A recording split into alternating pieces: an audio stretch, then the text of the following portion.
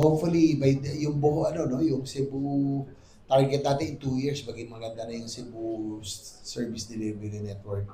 Yung Bohol kasi, I also sponsored that when I was chairman committee net, yung Gallares Hospital, sobrang laki na nun. I think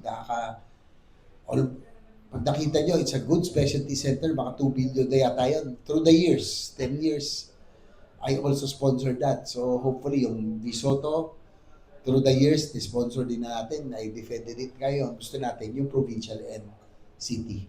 So I'll be meeting Mayor Archibald this morning after our meet with the press. Visit kami. Dapat courtesy ko lang ako sa City Hall. Sabi ko, I would want to see the hospital instead para at least pag budget season na magkaka-report ako, ma-justify ko kasi nakita ko lahat with my own eyes, no, na hindi tayo nag-rely sa report. So I was told na para ding yung Cebu Medical is already 10 years in the making. So hopefully matapos na natin to, no? Sana. So we'll do our best, no? Pati yung Davao, pati yung Danao, and yung Lanilla, yung gusto naman ni Gopang.